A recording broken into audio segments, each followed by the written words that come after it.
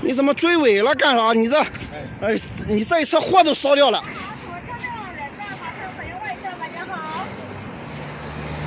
报警！报警！赶紧报警！哪个呀？知道呀？被人追尾啦！离远点，离远点，要爆炸！大家好，欢迎来到我的频道。说爆炸就爆炸呀，这不是比亚迪的宋 L 吗？火烧的真旺，一条火龙腾空而起啊！比亚迪真不愧为做电池起家的，早期手机电池的优点还一直保留。不知道的人呢，还以为比亚迪是研究炸弹的。肯定有人有疑问，为什么小货车没有开走呢？后来我反复看了一下才知道，不是他不想啊，是不能。比亚迪的车身卡在了小货车上，开不走，不能分开。试了几次之后呢，看到了冒烟，就只能直接放弃了。这到底是质量好还是质量差呢？车身材料啊，估计是有问题啊，碰撞一下就直接变形了。说形象点呢，就是撞了之后直接粘上面了。最后呢，也是燃烧的很充分，小货车呢直接烧完了，只剩下骨架。比亚迪就更不用说了，依旧发挥稳定。个人有个建议啊，以后就不要把这个型号贴在车屁股上了，这样很容易认出来的。下面这个烧的渣儿都不剩的呢，就很聪明。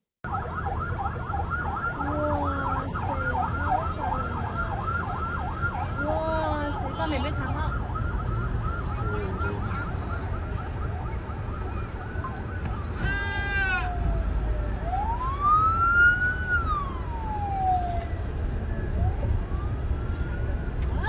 是啥车子？哦，不晓得是个啥子车子，好长啊！看到没有？一般人不知道这是什么车吧？这已经不能叫一辆车了，只能叫一坨车，都烧化了。就吃瓜群众这样随手一拍，真的看不出来是什么车。这段视频发到网上，引来了很多吃瓜群众。经过大家的不懈努力，终于找出来了。看这个图啊，是蔚来汽车。至于什么型号，这真看不出来，因为 A、B、C、D 柱全部都烧没了。说好的超高强度钢啊，消失了，烧化了。这不是明显的偷工减料吗？是不是用塑料做的？这非常让人怀疑啊。造车都10年了，不仅亏得一塌糊涂，造的车还跟个玩具车一样。这也是只有国内的车企能够做到，也只有合肥政府有这样的底气啊。连续赔了10年，还是屁都没有一个。反正是财政的钱啊，这些人真的是一点都不心疼。这就是疯狂补贴下的畸形儿。话说回来呀，那个轮胎还不错，估计是有回收价值的。7号，为什么长城惹不起比亚迪？看完这个车就知道，长城跟比亚迪的差距实在太大了。宋 Plus 车评人很少聊，一开始我不知道什么原因，后来钻到车底下一看就知道了。这个车纯粹为响应国家号召。你看国家现在是不是都是没改电油改电，完事儿还给补贴？这个就是妥妥的油改电，这多好！将来油便宜了还能再改回来，你特斯拉行吗？而且这还有一个意想不到的优点，别看宋 Plus 是 SUV， 离地间隙只有160毫米，你看这就是电池，我估计灵感来源于战斗机，要加速人家直接扔副油箱，宋 Plus 要加速直接就把电池扔了。有人说玻璃松动式装配工艺不行，纯粹瞎扯。开滴滴每天迎来送往这么多人，关门进头都不一样，这不很正常吗？说半轴生锈的都没长脑子，这明明是空气湿度检测仪。说车机芯片落后容易卡顿，更是找偷。你想想滴滴司机开车的时候敢用吗？坐车的更不可能用，给你配个屏当装饰就够了。所以这个车看着是个甲鱼，有营养，但其实已经死了。什么意思？一肚子坏水，已经锈得开始掉渣了。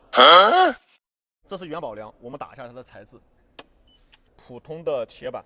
如果是镀锌钢板的话，它就不会锈成这个样子。这真的是一个好东西，它能测出这台车用的是普通的铁板还是镀锌材质。看一下它的机盖，铁的。我再给大家找一台镀锌材料的，镀锌钢板，防撞梁，铁的。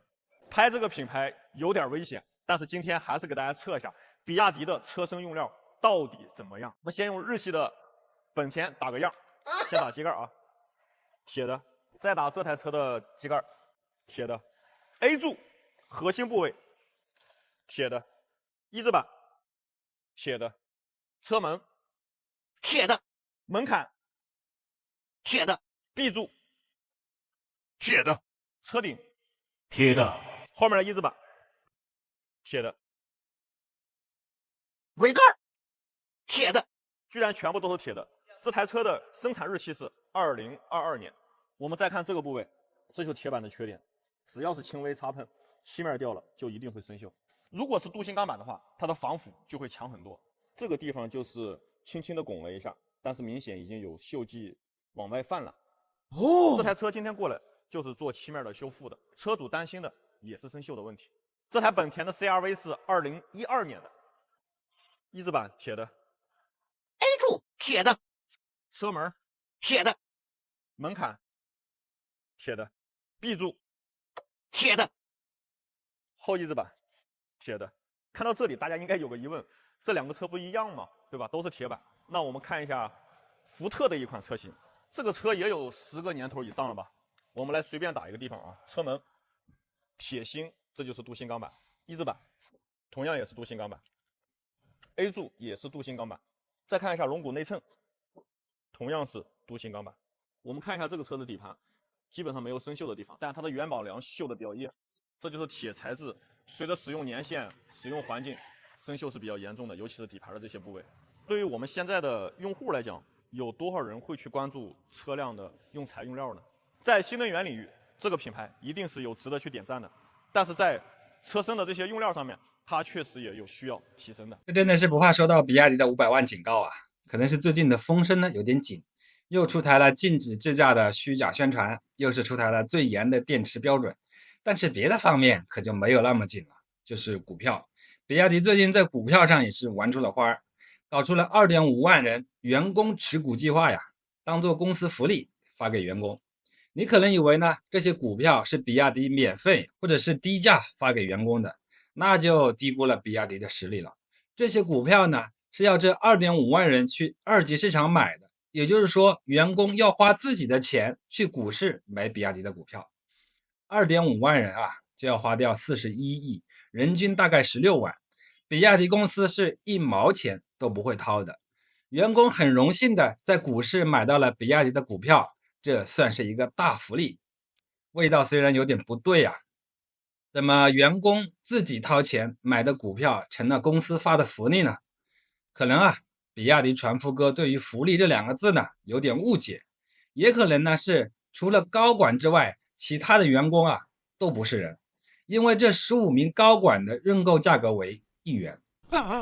更骚的是啊，员工自己买的股票3年内离职的话，股票就直接作废，业绩不达标，这些自己花钱买的股票呢就打了水漂。那这些打工人还不玩命的干，真的是见过恶心的啊，没见过这么恶心的。比亚迪还挺自豪啊，比亚迪认为啊 2.5万人的员工持股计划可以提高利润共享，提高员工的凝聚力啊。那么有人就问了，可以不买吗？答案肯定是不行的呀，这2.5万人肯定是精挑细选出来的，现在竞争那么激烈，到处都在挖人，花16万买股票那就是一个投名状啊，不买你就别干了。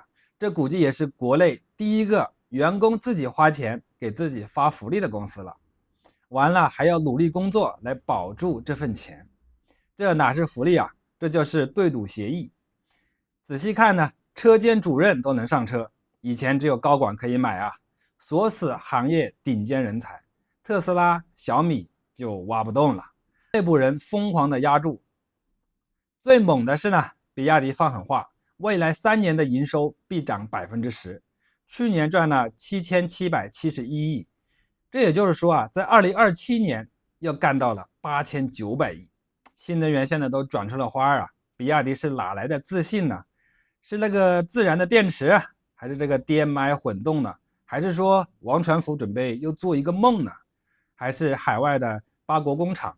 有人说啊，这是打工人16万血汗钱啊，比亚迪在画大饼。那这波操作你到底有没有看懂啊？要么就是全员暴富，要么就是集体沉船。比亚迪赌上2.5万人的身家，你到底敢不敢跟呢？这就是王传福大概的意思了。这话说回来呀，这样一对比的话，那之前中秋节发的月饼、可乐真的是让比亚迪大出血了。网上一直拿这件事情来骂呀，太不地道了。这是比亚迪自己掏的钱啊，真钱啊，真金白银掏出来的，还被骂，确实有点不应该啊。这辈子能修一次新能源，真的是值了，兄弟们！这个新能源的话，可不是一般人能够接触得到的。首先呢，它是一种高科技，你看，它是有很多这样的小电池组在一起的，一节的话大概是3.2伏左右，磷酸铁锂啊，一串下来的话是26串，大概80几伏。那么我正常人手摸上去的话是没有什么问题的，它是不电人的。但是如果2个手往上一摸的话呢，会轻微的哆嗦一下，也不是很电人。但是当它把8组电池组在一起的时候，这个时候它就有700多伏的电压了。给你看一下啊，这是它的一个盒子上面的包装，看到没有？710R，看到没？看得见吗？710R伏，对不对？那这个时候它是相当的危险，为什么呢？我们家里的电的话，大概是220伏左右，即便是整流下来得到的电压也是将近300伏。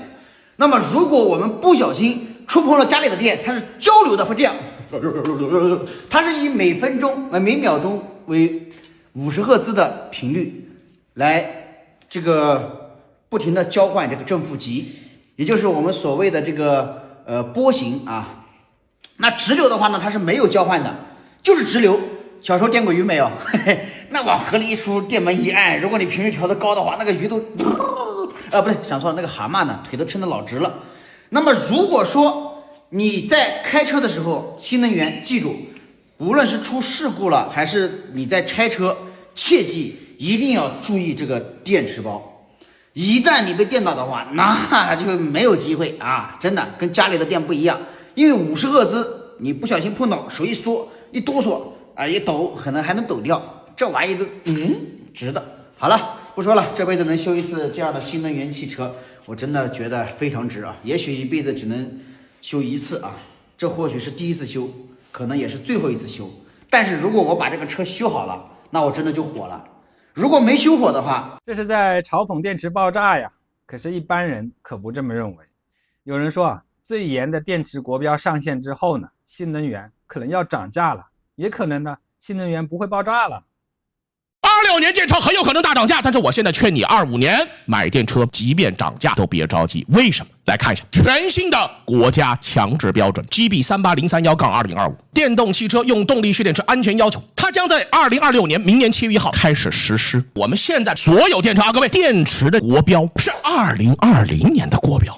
2020年前后的那个时候的国产新能源，很多人喜欢说什么？说的难听点叫工业。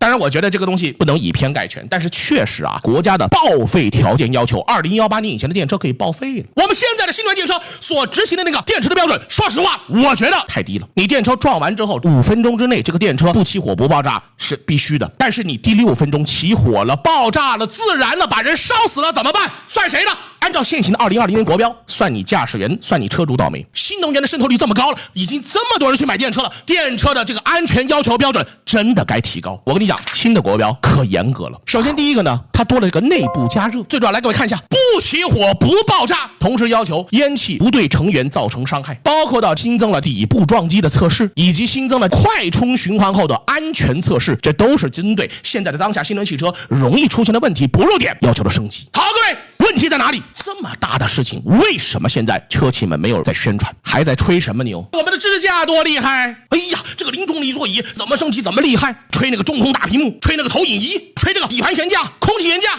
怎么就不吹吹你们这帮车企的电池能够提前满足26年新国标？你们电车车企咋不吹这个呢？不敢吹。实际情况就是当下今天我们现在买到的，我不说所有，有相当大一部分今年我们买到的电车现在是达到国标要求标准，到了明年就完全不达标。你今天买的电车明年就是老骨头棒子电车。各位，这不是危言耸听。随着新国标的到来，2020年7月1号之后买的电车，因为它的电池的安全标准大幅度的升级，极有可能电车会涨价。明年可能买的电车比今年贵，一定是有可能的。同时，明年买的电车可能变贵的还有一个重要原因，是因为明年电车要开始收购置税了，减半收，它还是要开始收。今年就是新能源各家车企的大决战，今年就看哪家车企能够把那些老骨头棒子、老国标电池的那些电车，今年能够通过降价的手段把货给甩完。一方面是电池国标提升，电池成本增加，另外一方面又开始收购置税。那么明年老百姓买电车的成本增加，就会导致明年的电车的消费会往头部聚集，明年电车得死一大批呀。也就意味着现在你去买的电车，但凡这电车销量一般的，极有可能在今年年2025年的下半年往死里降价，跳楼式的降价。还急不急各位？还买不买各位？涛哥我急，我非要买个电车，有了电车我才能上班，有了电车我才能够去找女朋友，有了电车我才能去相亲。你急个嘚儿兄弟，你到底是想省钱还是要命啊？你要想省钱，我告诉你，你买这电车今年下半年绝对会更便宜。你要想更安全，你明年7月1号之后再去买满足新国标的电车，不管你要哪个，当下买都未必是最优答案。你看我们说的不买2个字的含金量还在提升。说的唾沫满天飞呀，现在很多网上的意思都是这样，新能源的电池国标出来了，以后电池就不会爆炸了，都是非常安全的。等国标出来之后呢，再买车吧。可是呢，在墙内很多国标你不仔细看的话，真的是看不出来啊。这次说的也是实验室的环境下2小时不起火不爆炸，依然还是单电芯，他可没说在正常行驶撞击中不起火不爆炸的，这是2码事，根本说的就不是一个问题啊。现实情况下该爆炸它还是爆炸，该起火呢它还是会起火啊，这是物理特性决定的，而不是说几张纸打印出来出个规定就能决定的。可能你会觉得实验室里面没有爆炸没有起火，那在安全性上是不是比之前的要好一些啊？这个是肯定的了，理论上感觉上呢是会好一点，毕竟已经玩了这么多年了，总会有那么一点点进步啊，标准上认可一下也不是不行的。但是一些媒体宣传啊，以后电车都不起火不爆炸了，那是纯纯的谣言。好了，今天的影片就到这里，谢谢观看，拜拜。曹总，你找我。通知咱们所有员工，肯德基、麦当劳、星巴克、山姆店禁止他们去消费。另外，我手里有一份名单，所有都是美国产品，也告诉他们禁止购买、禁止使用、禁止消费。同时最重要的，我们公司所有用苹果手机的员工，告诉他们全部换成国产的 OPPO、华为都可以。那我们员工换手机的钱谁来出呢？员工手机3000以内的公司来承担，3000以外的部分他们自己补差价。另外，这是作为公司给大家的补贴钱。作为一名中国公民，我正式宣布对美国进行反经济制裁，支持国货，支持国产，坚决打好这一场中美关税的贸易战。